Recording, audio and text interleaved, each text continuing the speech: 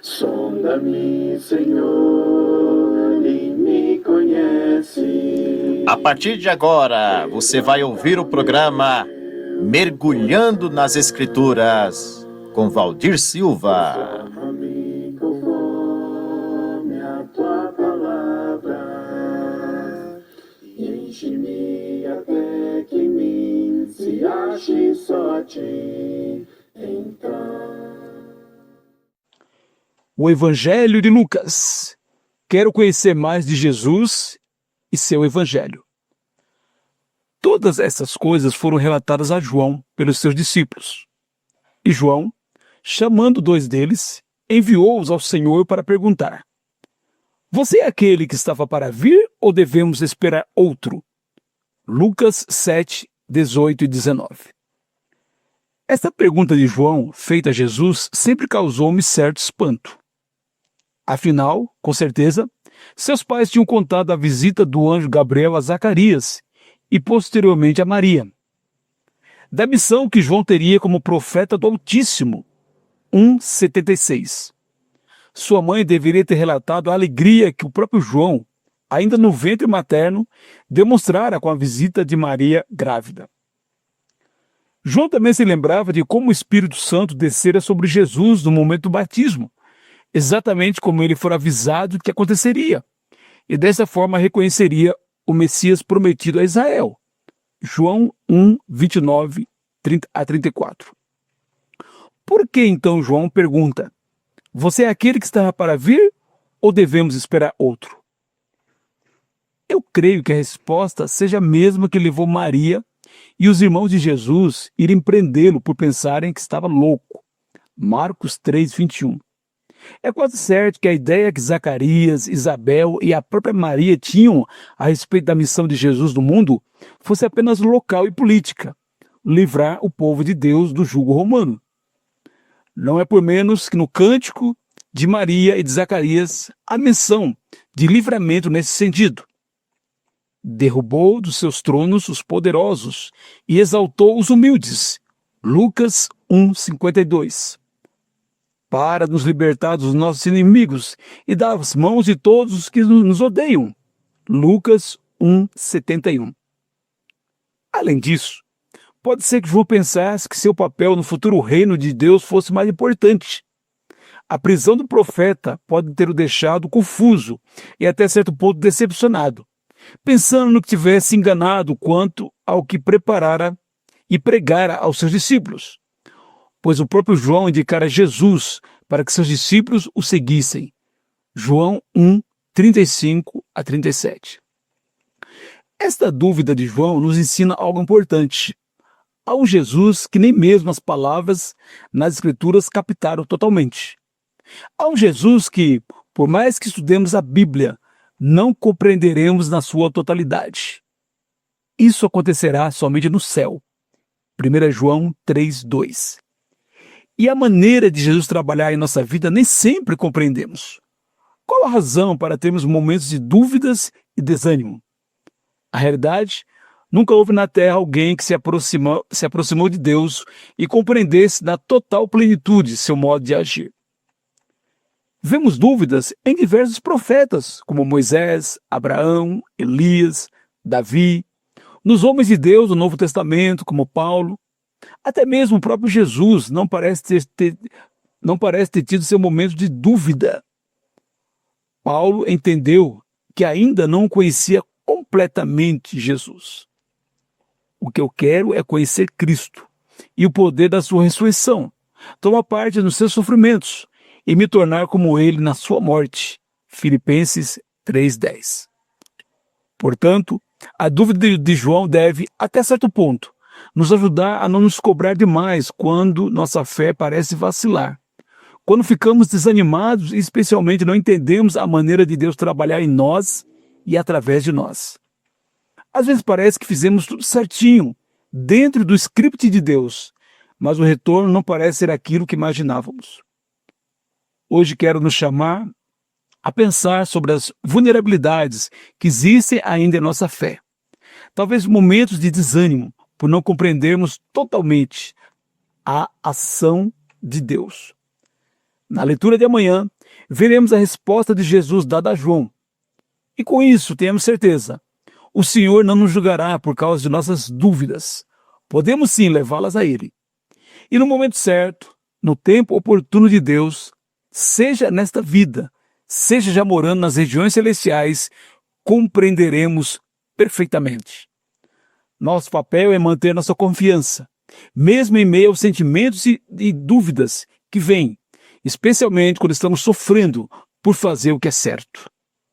Boa leitura.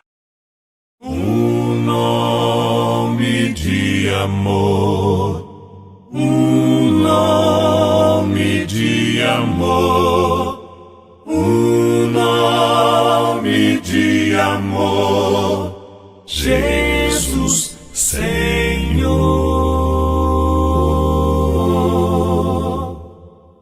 Um nome de poder, um nome de poder, um nome de poder, Jesus Senhor.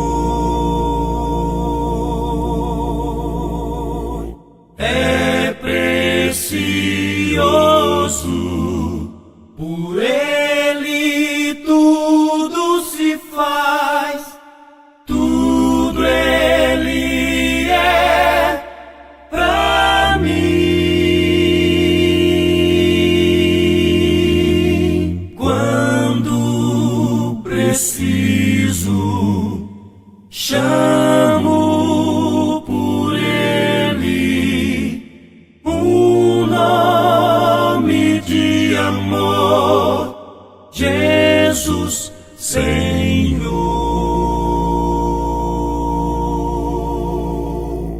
Autoridade nos traz segurança, nome maior não há.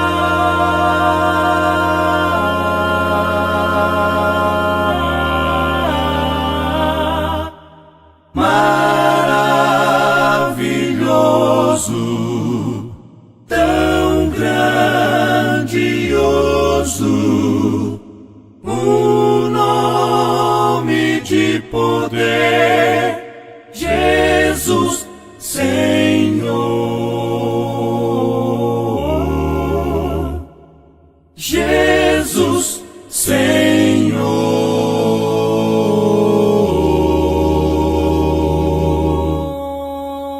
Senhor.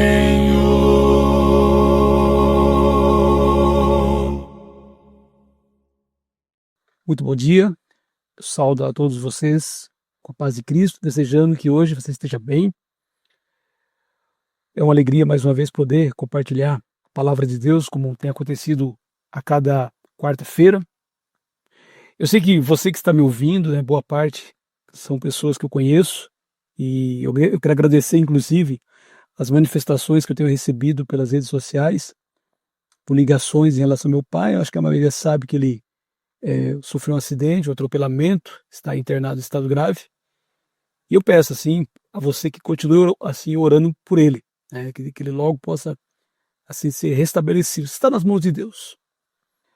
O nosso texto de hoje, eu vou pedir a você que abra a sua Bíblia no livro de Esdras, capítulo 8. Esdras, capítulo 8. E nós vamos ler alguns versículos desse capítulo. Capítulo 8 de Esdras, versículo 3.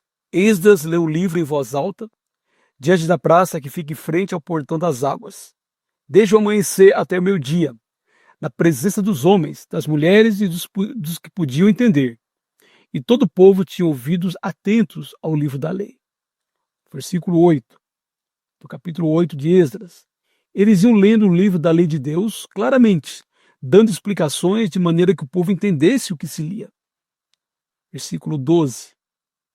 Então todo o povo se foi para comer, beber, mandar porções aos que nada tinham e fazer uma grande festa, porque tinham entendido as palavras que lhes foram explicadas. E no versículo 18. O livro da lei de Deus foi lido diariamente, desde o primeiro desde o primeiro até o último dia da festa, e celebraram a festa durante 7 dias. No 8º dia, houve uma reunião solene, conforme estava ordenado na lei. Há algum tempo atrás, eu estive lendo os livros de Esdras e Neemias, e foi uma época, assim, em que o povo de Deus estava passando por um momento muito difícil. Eles estavam ainda no exílio. Houve o decreto do rei Ciro para que eles voltassem, mas estava ainda muito difícil essa volta. E Esdras e Neemias, eles participam e promovem um reavivamento espiritual na nação de Israel. Nós sabemos que Israel foi liberta e voltou para casa não porque tinha se convertido totalmente, mas porque fazia parte do plano de Deus dos 70 anos que o povo de Israel passaria no exílio. Às vezes falamos de reavivamento espiritual. E muitas vezes as pessoas pensam em reavivamento espiritual como, por exemplo, promover cultos assim emocionais, muita música, muito louvor, às vezes muito jejum.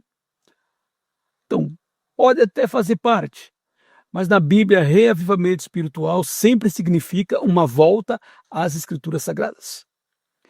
Nós vimos no texto de hoje que no dia solene, Esdras, o sacerdote e escriba, ele tira um tempo e ele lê durante o dia inteiro a lei de Deus, dando explicações ao povo, e também os levitas estão assim, em grupos menores, falando com o povo, explicando como que Deus desejava que eles vivessem. Então, como resultado, eles entendem que precisam celebrar a festa dos tabernáculos.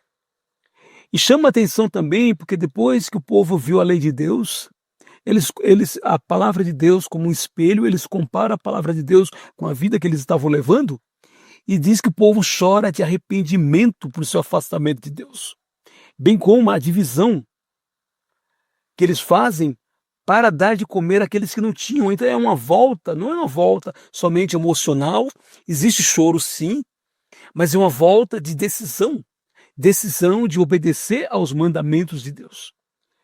Então esse dia, no capítulo 8 de Esdras, começou com tristeza e terminou com muita alegria entre o povo. Então eu quero tirar esse texto para fazer 3 aplicações para os dias de hoje, quando nós pensamos assim em voltar a Deus. O tema de hoje é o estudo sistemático da Bíblia ou das Escrituras.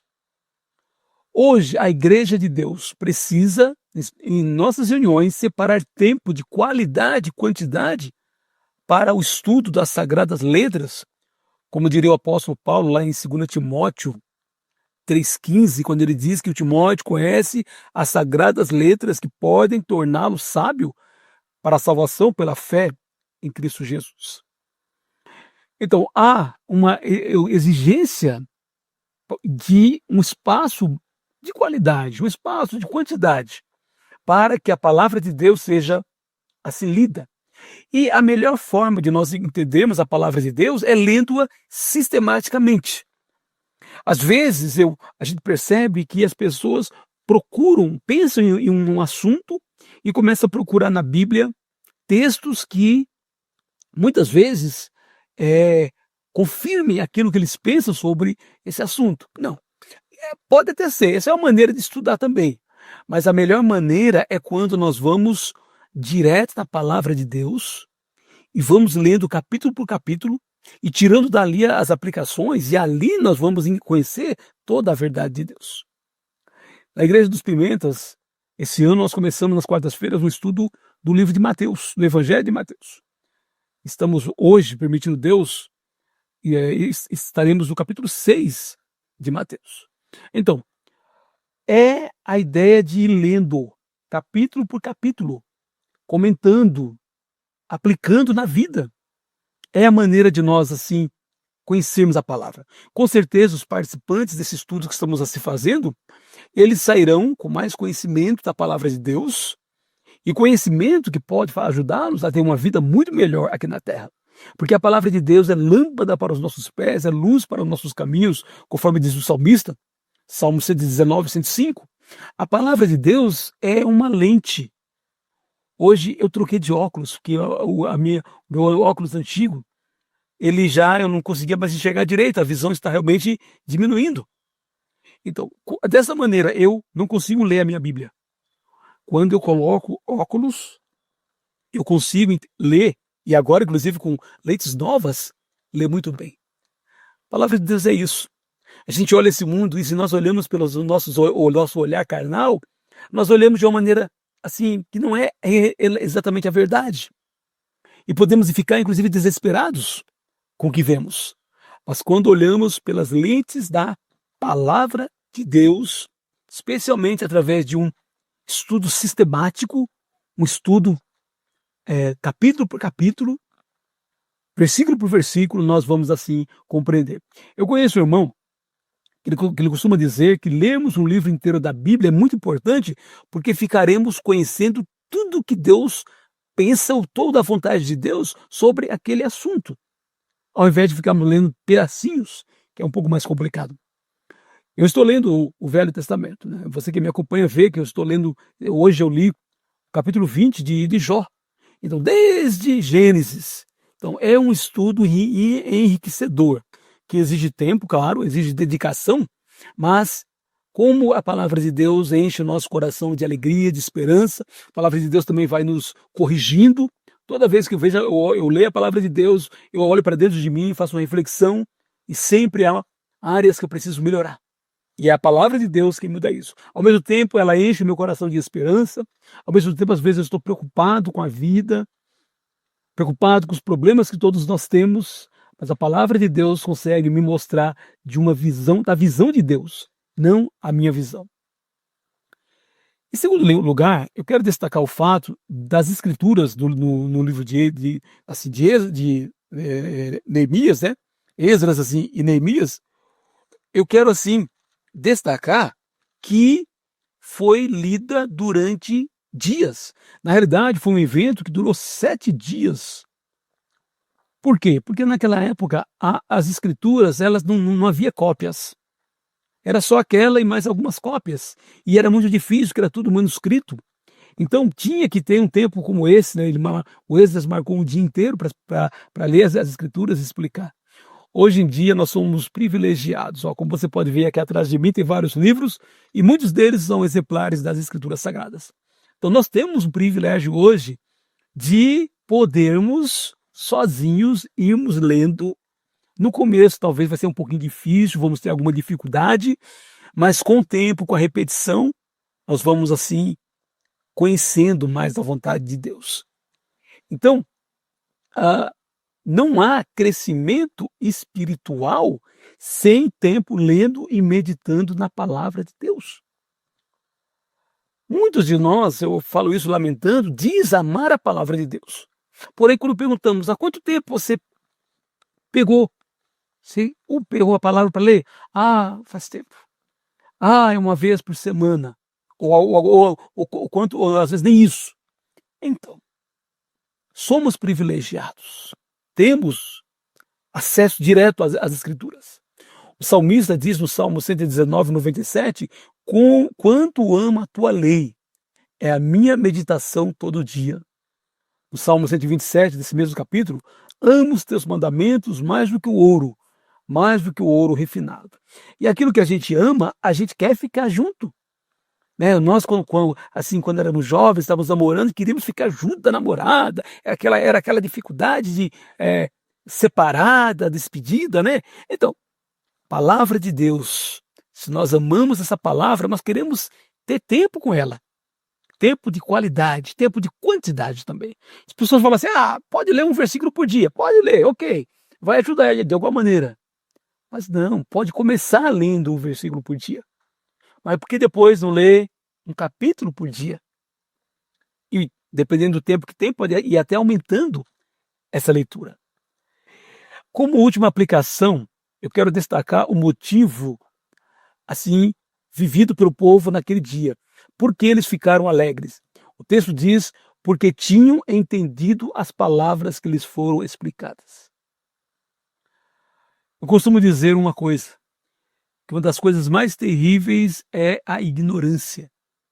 Isto é, quando eu falo ignorância, estou falando a falta de conhecimento. Ela nos deixa dependentes dos outros. Podemos ficar à mercê, inclusive, de falsos ensinos e falsos profetas, porque não teremos segurança sobre a nossa fé. Porque a fé vem pelo ouvir a palavra de Deus, Romanos 10, 17. No nosso caso, além de ouvir, nós temos o privilégio de ler. Na época bíblica, a maioria das pessoas eram analfabetas, não sabiam ler. E hoje nós temos a maioria que sabe ler e que tem acesso e que pode ir à palavra.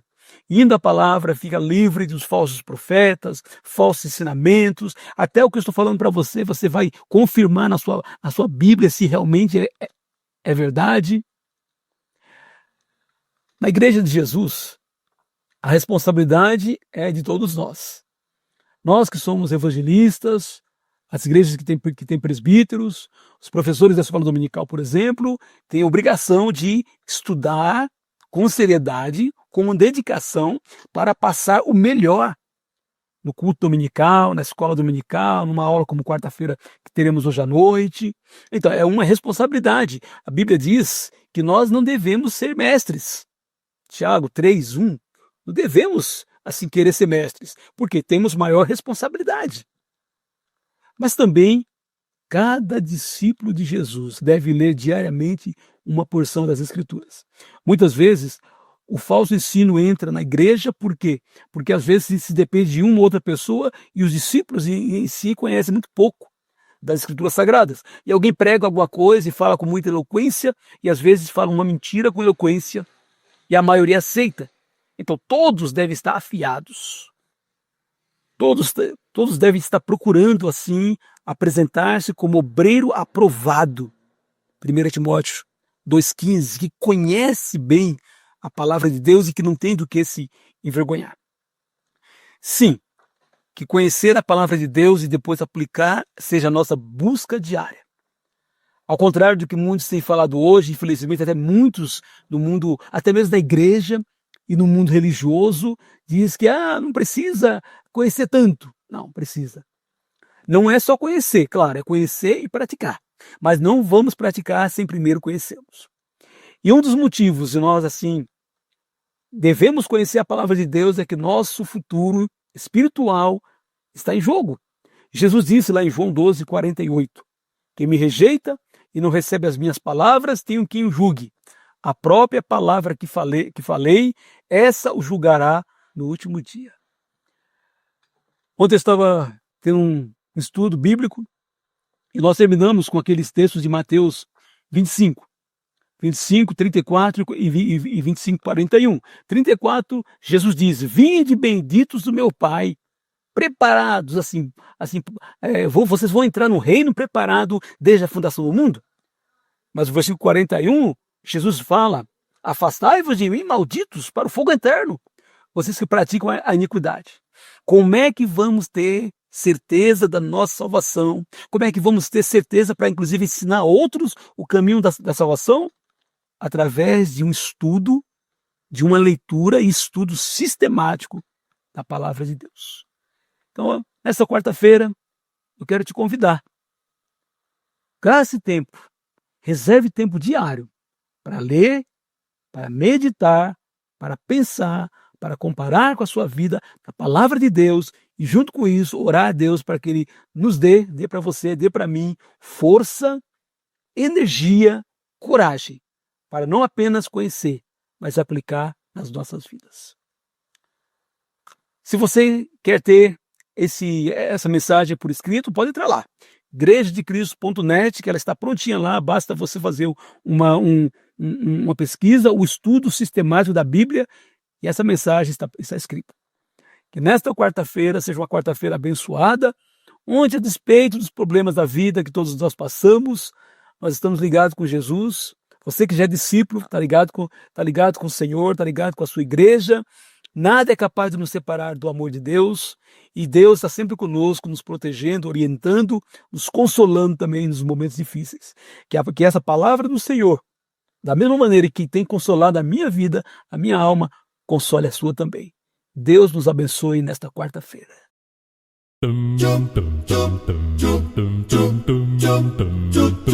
Hey! Louvar com alegria e sabedoria, que as bênçãos vêm para os justos. Ele quer que eu louve, ainda que nas lutas, porque sim, dele são tudo, enfim. Ele fez tudo por mim, eu sei, foi na rude cruz.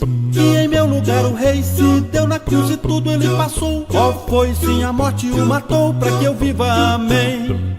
Louvai com alegria e sabedoria, louvai, que as bênçãos vêm para os justos. Ele quer que eu louve, ainda que nas lutas, porque sim, dele são tudo, enfim. Louvai com alegria e sabedoria, que as bênçãos vêm para os justos. Ele quer que eu louve, ainda que nas lutas, porque sim, dele são tudo, enfim. A Jesus eu vou louvar, pois ele vai me levar para o lar onde eu desejo estar. E só quem vai estar ali é para dar toda a glória a Jesus. Louvai com alegria e sabedoria, que as bênçãos vêm para os justos. Ele quer que eu louve, ainda que nas lutas, porque sim, dele são tudo, enfim. Louvai com alegria e sabedoria, que as bênçãos vêm para os justos. Ele quer que eu louve, ainda que nas lutas, porque sim, dele são tudo, enfim. Oh, mas todos devem sim louvar o seu nome. Glória, pois, a ele eternamente, amém. Vamos dar toda a glória a ele, ó, louvai, Louvai, louvai, louvai, louvai, louvai aqui.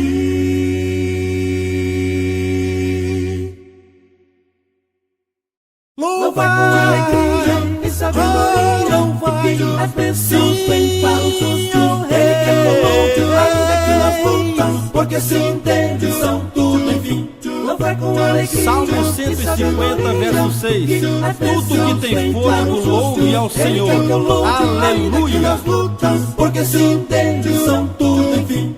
Porque sim, dele são tudo, enfim.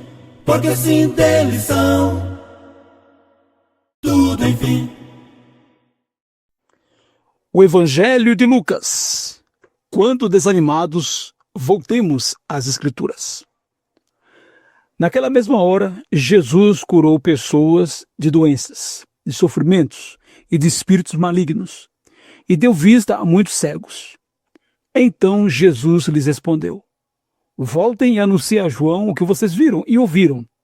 Os cegos veem, os coxos andam, os leprosos são purificados, os surdos ouvem, os mortos são ressuscitados e aos pobres está sendo pregado o Evangelho. E bem-aventurado é aquele que não achar em mim motivo de tropeço. Lucas 7, 21 a 23. No texto de ontem, vimos que parece que João Batista ficou na dúvida se Jesus seria o Messias prometido. Ele fez a seguinte pergunta: você é aquele que está para vir ou devemos esperar outro? Lucas 7,19. Talvez a ideia que João tinha sobre Jesus fosse a expectativa da maioria. Um líder político que libertaria o povo de Israel do jugo romano. A própria prisão do profeta poderia tê-lo deixado frustrado e desanimado. Algo que pode acontecer conosco também. A resposta de Jesus chama muito a atenção. Realiza várias curas e cita textos do profeta Isaías 35, 5 e 6 e 61, 1, que apontavam a sua missão de pregar o evangelho do reino. Jesus age e age com João da mesma maneira que agiu com o diabo. Não fica discutindo, mas cita as Escrituras. Ele parece querer abrir os olhos de João para que o profeta volte às Escrituras Sagradas e amolde-se a ela. Não é por menos que ele também voltará a Malaquias 3:1, texto que descreve a própria missão de João Batista. Costumo dizer que a Bíblia são as lentes de Deus para vermos a realidade, quando a nossa visão física embaça nosso discernimento e passamos a olhar não tão somente do ponto de vista humano. E quando fazemos isso, podemos ficar desanimados, pois parece que o caos e o mal reinam e Deus parece tão distante. Como exemplo, quero citar o capítulo 4 do livro de Apocalipse.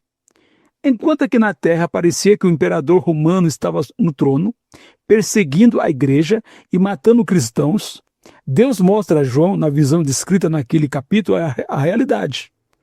Deus reinando no trono, tendo Jesus ao seu lado e os 24 anciãos que representam o povo de Deus em todas as épocas, reinando em 24 tronos. Ou seja, quem reinava era Deus, mesmo parecendo aos olhos humanos que a grande autoridade era o imperador. Esse exemplo de frustração de João Batista nos traz uma lição. Por mais utilizados que sejamos por Deus, por mais tempo de vida cristã que tenhamos, há momentos que passamos por crises da fé, que ficamos desanimados, pois parece que Deus está tão longe. Acontece com pessoas grandemente utilizadas por Deus, como o profeta Elias, que parece ter passado por uma grande depressão em razão da perseguição de Jezabel. Leia 1 Reis 17 e 19. Nesses momentos, precisamos voltar às Escrituras Sagradas para que nossa visão desembace e olhemos do ponto de vista de Deus, amoldando-nos a Ele. Sim, Deus reina sempre, mas em toda a história bíblica, isso não significa que não passaremos por perseguições, que às vezes parecerá que o mal reina, especialmente hoje, quando somos bombardeados, com pessoas utilizando a própria Bíblia para dizer que um cristão fiel não passa por problemas e dificuldades na vida. Já passou ou está passando por um momento semelhante ao do Batista, de desânimo, frustração com a visão embaçada? Utilize as lentes de Deus, a palavra, volte a Ele e com certeza enxergará novamente. E pelas lentes de Deus, até sofremos, mas no final a vitória é certa. Daí a importância de conhecermos toda a verdade de Deus e não apenas parte dela, revelada em sua palavra.